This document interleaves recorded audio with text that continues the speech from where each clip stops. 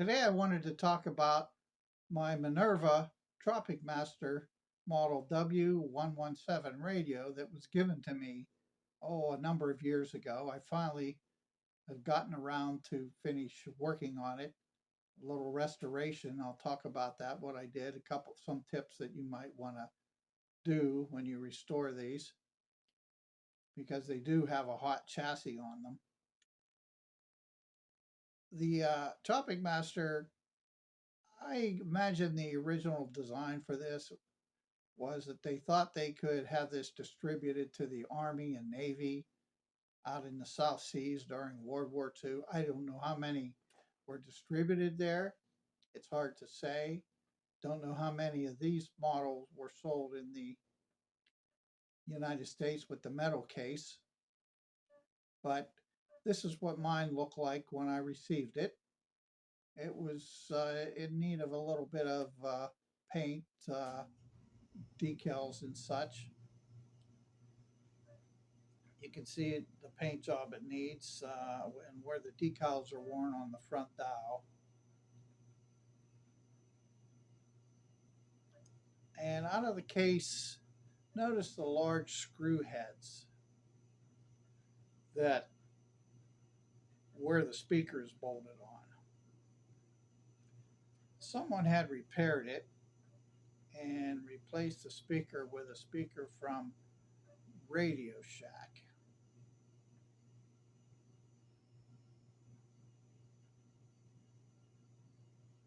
Here's a shot of what they did.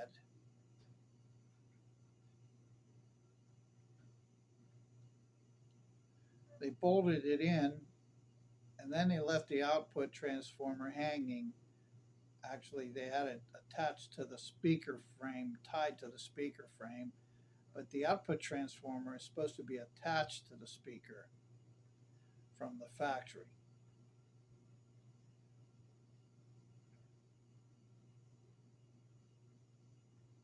So at one point, I just got lucky.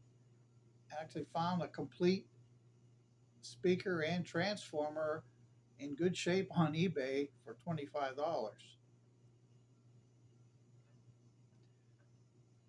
So I got a deal on that, I guess. Trying to find something like this would be darn near impossible.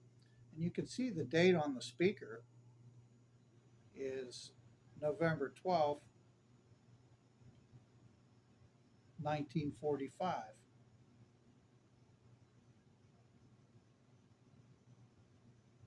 Now here's the front panel out of the case, the radio out of the case. Here's the front after I finished that, after I painted it and put new decals on the dials. And you can get new decals over Radio Days. They sell the new water slide decals for the dials and also for the outside of the case, which I haven't painted and put those on yet.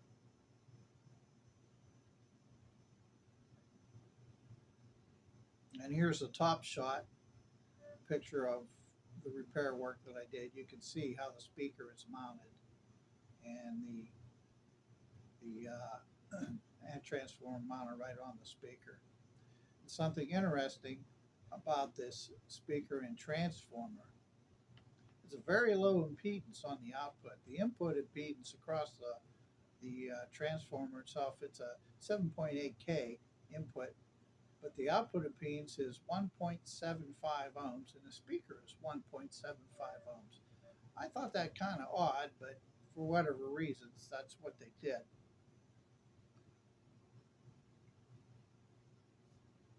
Now here's a shot of the chassis before I recapped it. As you can see, all those old capacitors in there hanging around. And what I did with this, here's a shot after I replaced all the capacitors. Now, I did never stuff the old capacitor shells before, and I just decided to do this on this one, where I actually took the capacitors apart, restuffed the shells with new capacitor, and used beeswax to seal them back up again. looks more original than anything. And that power supply capacitor, that's actually a two-section. You can still get those. They call them firecrackers over at Antique Radio Supply. And it was a little smaller than original, so it fit right in that old shell from the old firecracker capacitor. And one other thing you definitely want to do when you're repairing one of these or restoring them, these things have a hot chassis. Now, what they did with this, because the whole outside case is metal, the chassis is actually bolted onto the frame, and they use little wooden blocks to insulate it, so that if you reversed your polarity on the plug, you wouldn't get the hot side on the chassis. But you want to replace that line cord at least with a different line cord so that you can eliminate that being plugged in. You want a polarized line cord is what I did. I put on there. And also, when I changed the line cord, this was designed for 115, 117 volts. And in my house, I can have up to 125 volts. So what I did is I changed one of those resistors. On the schematic here, you can see the 40 ohm resistor in series. And I changed it. I put a 50 ohm 10 watt in there just to lower the voltage. I think it'd be a little easier on the tube filaments when you're working on 120 to 125 volt. So that I think makes a difference.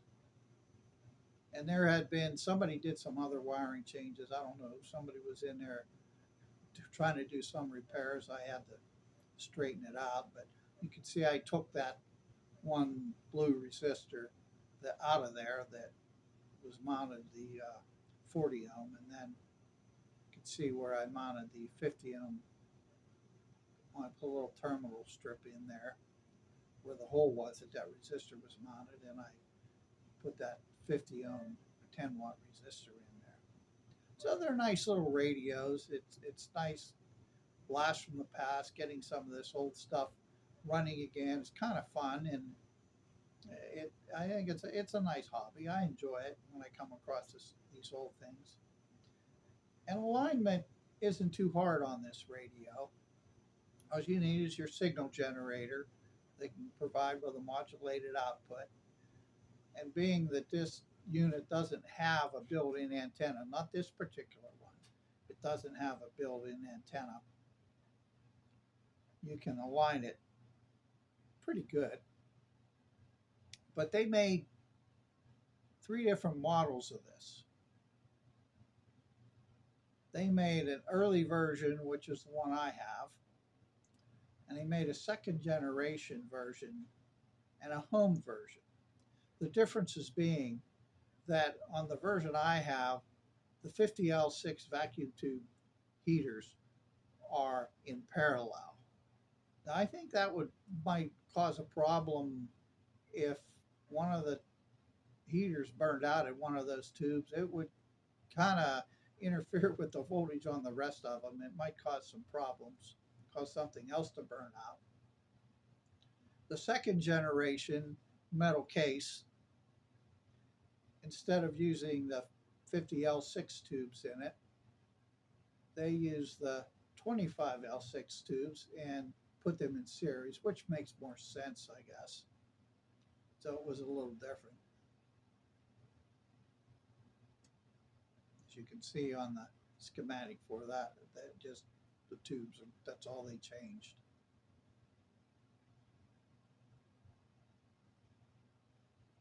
And on the home version, it was built with a wooden case. I don't have an actual photo, but this is sort of what it looked like from Sam's photo fact to get an idea. It had a wooden case on it, and it had a built-in loop antenna also. Now, I don't know, can't find a back shot of that. Whether they probably would have also had external antenna terminals on it for the shortwave. I can't say whether that's true or not.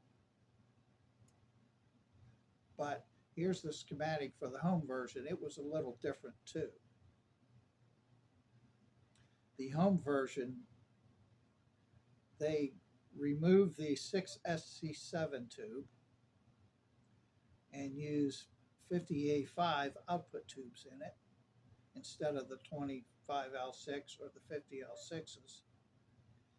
And they replaced the 25Z6 rectifier with two 35Z5 rectifiers. That was in the home version that they made. So alignment on these is fairly simple.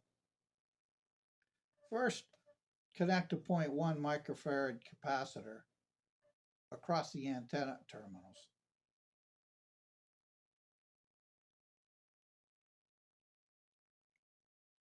Then connect a voltmeter across the speaker terminals to read the output voltage.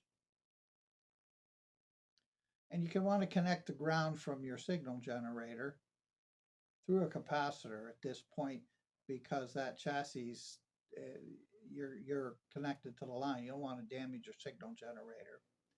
And then you connect the hot lead from your output lead from your signal generator across pin 8 of the 6AS7 vacuum tube.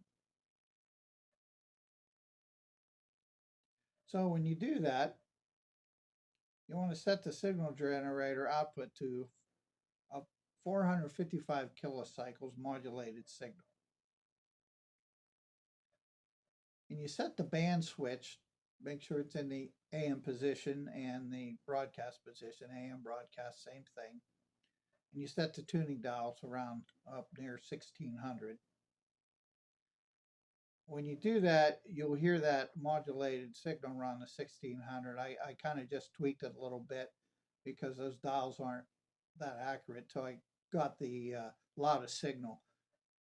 Then you adjust the trimmers A1, A2, A3, and A4, one after another, and go back and do it a few times and set for the maximum reading on the meter, or you can just listen to it. These things don't have to be that exact. You can hear the tone when it's at its loudest. So next you want to take that 1 microfarad capacitor off the antenna and replace it with a 200 microfarad capacitor. And you can connect your signal generator leads right on those antenna connections and set the signal generator for 1600 kilocycles and set the tuning dial to 1600, just that around there till you know the maximum tone again. You hear that, and adjust A5 for maximum output. A5 is on the side of those transformers. It's which on the side instead of the top like the other ones were. You adjust A5. Once you do that, get the loudest signal, you change your generator to 1400 kilocycles. Adjust the tuning dial for maximum output around 14, wherever the signal is the loudest. Then you adjust A6 for the loudest signal, the maximum signal. So next you want to set the signal generator for 600 kilocycles and turn the tuning dial for maximum output till you get the maximum output on the meter, or if you're just listening till the signal's the loudest. And then you adjust A7. Now A7's down on the chassis near the other transformers, and you can reach that with a long diddle stick there to adjust that. Those might be a little tight because the radio would be old, so you might need to take a regular screwdriver just to give it a little tweak to loosen them up. So I had a hard time with the plastic diddle sticks. They kind of wanted to bend a little bit, so I loosened those up. So you adjust A7, and then next thing you want to do is switch your band switch over to shortwave and replace the capacitor on the antenna connection with a 400 ohm resistor. Connect the signal, keep it connected to the signal generator, keep it connected to the antenna, connect it back up, and set it to 18 megacycles. So turn the dial to 18 and adjust that dial for the loudest signal. Then you adjust A8 and adjust it for maximum signal, maximum output, whether you're listening or have your meter. Then you set the signal generator to 15 megacycles and adjust your dial to where it's the loudest. And then adjust A9 for the maximum output. Now on mine, you realize these things are old. It didn't make a whole lot of difference. I had to listen real close and look at the meter real close for A9, which is also on the side there, because the difference was very slight. So I had to adjust slowly and go by the meter to get the loudest, the voltage. So that's about it. Other than that, they're nice little radios. And it's just a blast from the past, like I said, some things to toy around with. And it's just interesting to see how they built things back then. And during the war, one of my friends over at made a comment over at Fun with Tubes on a user group. He said they must have used whatever parts they had. Well, I imagine parts were kind of scarce during the war when they built some of these. After the war, it would have been different. There was probably a surplus of parts, of course, radio parts. But other than that, just have any questions or comments, go right ahead and leave them. And have a good day and have fun repairing things. See you next time.